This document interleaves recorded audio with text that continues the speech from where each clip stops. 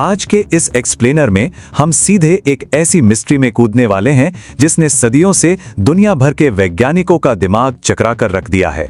एक तरह से हम एक रहस्यमयी बायोलॉजिकल डिटेक्टिव स्टोरी का हिस्सा बनने जा रहे हैं, जहां हम प्रकृति के सबसे अजीबोगरीब प्रयोग प्लेटिपस की पड़ताल करेंगे। जरा सोचिए, एक ऐसा स्तनधारी जीव जो अंडे देता है, जिसका पेट ही नहीं होता और जो पानी में शिकार करने के लिए बिजली, इलेक्ट्रिसिटी का इस्तेमाल करता है। जब पहली बार 18वीं शताब्दी में यूरोप के वैज्ञानिकों के सामने इस जीव का नमूना लाया गया था, तो उन्हें लगा कि यह पक्का कोई मजाक है, जैसे किसी ने अलग अलग जानवरों के हिस्सों को एक साथ सिल दिया हो। आइए देखते हैं कि आखिर ऐसा क्यों है। Section 1, the impossible patchwork creature. तो चलिए इस इन्वेस्टिगेशन की शुरुआत इस प्राणी की कुछ बिल्कुल इलॉजिकल लगने वाली शारीरिक बनावट से करते हैं। अगर आप इन फैक्ट्स को सुनेंगे तो आपको लगेगा कि प्लैटिपस सच में प्रकृति का कोई फ्रैंकेनस्टाइन एक्सपेरिमेंट है। मतलब बच्चे पैदा करने के बजाय ये जीव नरम छिलके वाले अंडे देता है, और जब अंडे से बच्चे निकलते हैं तो उन्हें दूध पिलाने के लिए निपल्स नहीं होते। दूध लिटरली त्वचा के पोर से पसीने की तरह बाहर निकलता है। पेट होता ही नहीं है, खाना सीधे आंतों में चला जाता है, और क्योंकि इसके दांत नहीं होते, ये खाना पीसने के लिए कंकड़ निकलता है। मानो इतना ही काफी नहीं था, वैज्ञानिकों ने हाल ही में पाया कि अगर आप इस पर अल्ट्रावायलेट रोशनी डालें तो इसका फर चमकने लगता है, बिल्कुल किसी साइंस फिक्शन मूवी के एलियन की तरह। क्रेजी है ना। Number 2, venom and the sixth sense. अब इसके अजीब दिखने से थोड़ा आगे बढ़ते हैं, क्योंकि इसकी छिपी हुई सुपर पावर्स और भी ज्यादा हैरान करने वाली और खतरनाक हैं। अगर हम इसके बाहरी रूप को देखें तो ये बड़ा प्यारा सा जीव लगता है। वाटरप्रूफ फर, बत्तख जैसी चोंच और बीवर जैसी पूंछ, बिल्कुल हार्मलेस। लेकिन सच्चाई बहुत ब्रूटल है। एडल्ट नर प्लैटिपस के पिछले पैरों पर एक तेज नुकीला कांटा होता है जो पेप्टाइड रिच जहर छोड़ता है, और ये जहर इतना स्ट्रॉन्ग है कि किसी कुत्ते की जान ले सकता है और इंसान को ऐसा असहनीय दर्द दे सकता है जिस पर नॉर्मल पेन किलर का कोई असर नहीं होता।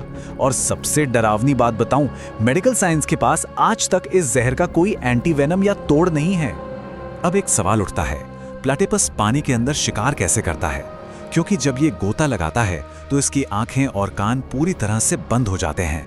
मतलब ये पूरी तरह से अंधा और बहरा होकर शिकार करता है। तो ये कीड़ों को पकड़ता कैसे है? इसका जवाब है इलेक्ट्रो रिसेप्शन। इसकी रबर जैसी चोंच में हजारों स्पेशल सेल्स होते हैं जो एक छठी इंद्री की तरह काम करते हैं। ये सेल्स पानी के भीतर छोटे जीवों की मांसपेशियों के हिलने से पैदा होने वाले बिल्कुल माइक्रोस्कोपिक इलेक्ट्रिक सिग्नल्स को पकड़ लेते हैं। एकदम किसी एडवांस्ड बायोलॉजिकल रडार की तरह काम करता है ये। Section 3, monsters of the ancient past. इस प्राणी के आज के स्वरूप को अच्छे से समझने के लिए हमें फॉसिल्स की दुनिया में थोड़ा पीछे जाना होगा। अगर हम इसके इतिहास को ट्रैक करें तो 2.5 करोड़ साल पहले साउथ ऑस्ट्रेलिया की हरी भरी झीलों में इनका एक बड़ा सा पूर्वज रहता था, जिसका नाम था ऑब्ड्यूरोडन इंसिग्निस। आज के छोटी प्लैटिपस के उलट उस दानव के पास हड्डियों को चकनाचूर करने वाले मजबूत दांत हुआ करते थे। फिर 1777 में ऐतिहासिक रिकॉर्ड्स बताते हैं कि पूर्वी ऑस्ट्रेलिया की नदियों में ये बहुत बड़ी संख्या में फैले हुए थे। लेकिन इसके बाद हालात बिगड़ते गए।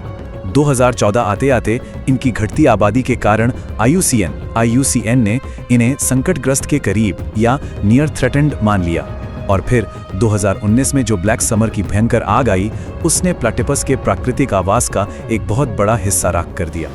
Number 4, the monotreme evolutionary puzzle. चलिए अब उस दुर्लभ फैमिली ट्री को देखते हैं जिसका ये प्राचीन जीव हिस्सा है। धरती पर हजारों तरह के स्तनधारी यानी मैमल्स पाए जाते हैं, है ना?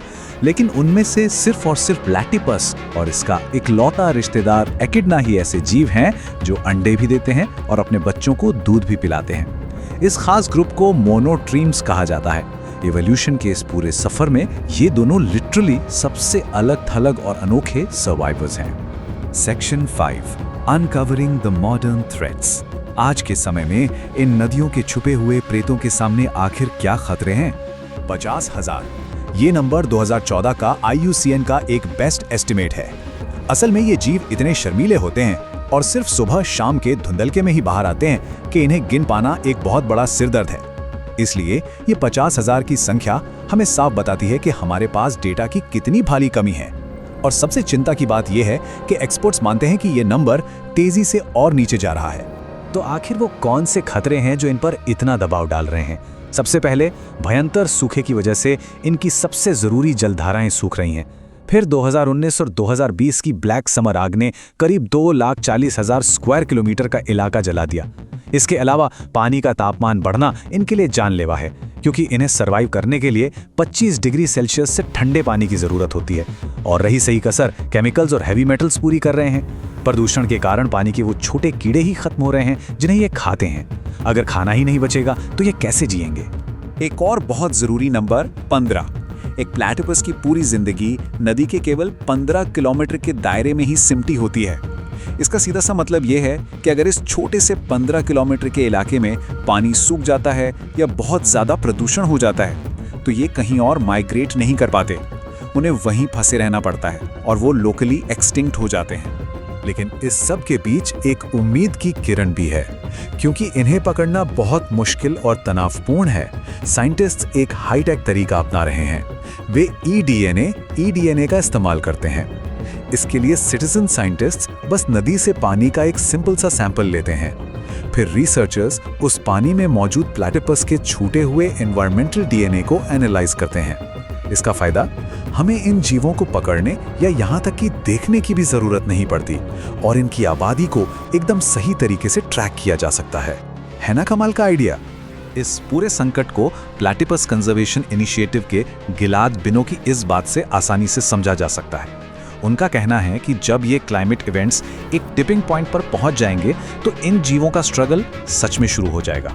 ये सिर्फ एक कोट नहीं है, बल्कि एक गंभीर चेतावनी है कि इनका वर्तमान इकोसिस्टम कितना नाजुक हो चुका है। तो आज के इस एक्सप्लेनर को हम एक बहुत ही गहरे सवाल के साथ खत्म करते हैं। जैसे जैसे भयंकर सूखा और आग उनकी प्राचीन नदियों के लिए खतरा बन रहे हैं, क्या ये 2.5 करोड़ साल पुरानी बायोलॉजिकल पजल हमारे पूरी तरह से सुलझाने से पहले ही हमेशा के लिए गायब हो जाएगी? इस असंभव से दिखने वाले पैचवर्क प्राणी का भविष्य अब हमारे हाथों में है और ये सोचने वाली बात है। तब तक के लिए चीजों को ऐसे ही एक्सप्लोर करते रहिए।